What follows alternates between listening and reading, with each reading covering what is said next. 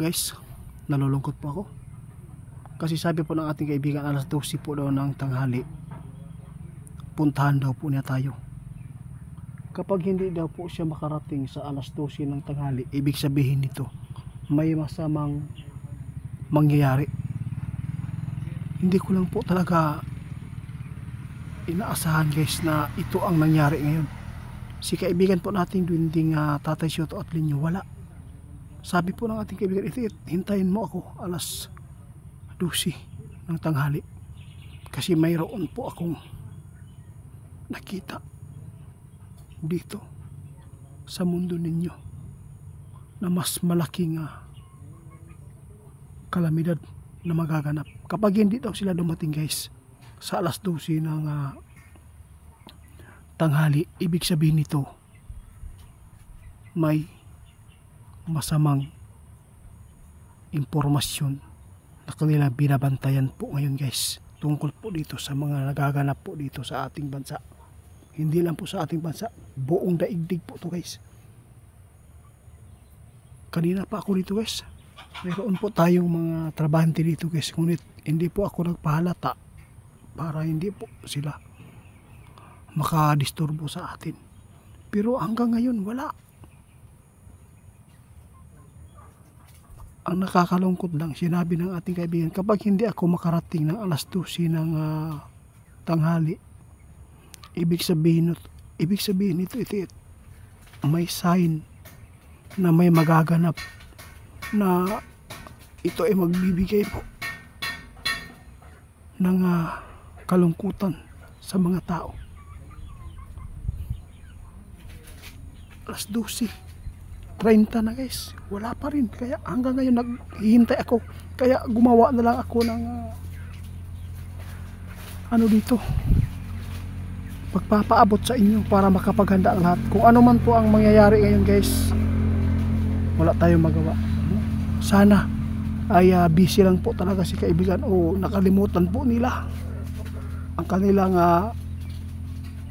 pinapangako nila sa atin na babalik po sila ng alas 12 para magpapaabot na naman po ng panibagong impormasyon na nagaganap na po dito sa mundo.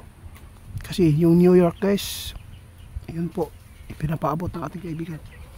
Yung Jamaica guys, nakaranas sila ng pinakamalakas na rin bagyo. Kaya sa lahat po na makabanood, kung ano man po ang sign itong pagbigay ng ating kaibigan, maghanda po tayo ngayon. Kasi sabi ng ating kaibigan, kung hindi daw sila makapunta sa alas 12, may masama po daw mangyayari. Pero alas 12:35 pa lang noong guys, pero wala magyapon ni abot.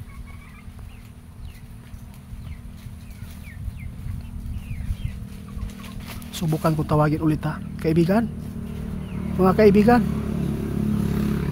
magparamdam po kayo kaibigan. Bakit po ayaw po ninyong magparamdam?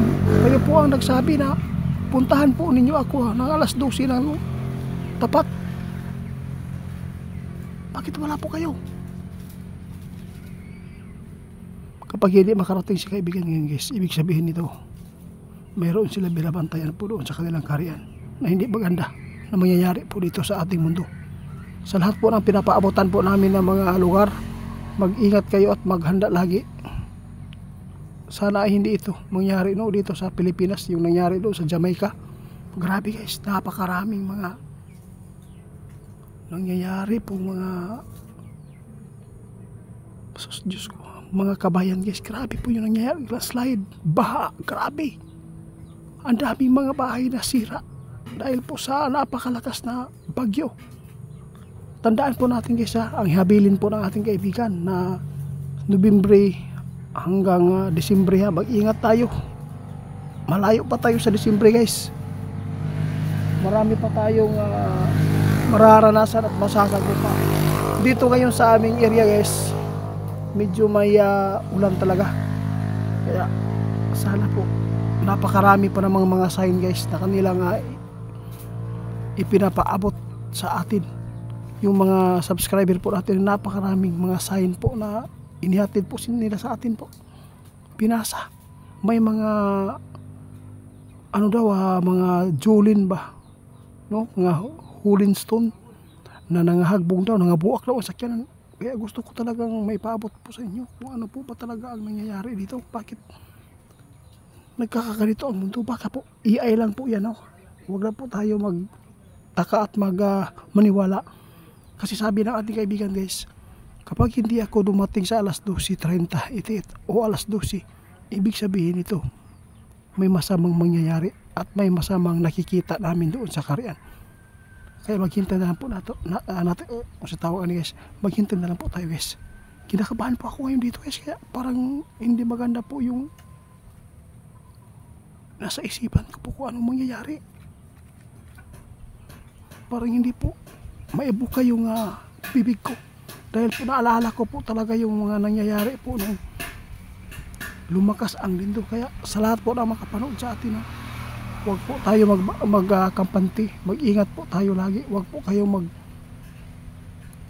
sa mga mall muna ngayon sa mga matataas na mga building. Lahat po ng mga makapanood sa atin, pakishare guys kasi sabi po ng ating kaibigan, natakot po ako sa sinabi po niya Sa lahat po ng mga nakasubaybay sa amin, paki-report po kay Ghost Hunter 88 Pants. Hindi po yan ako.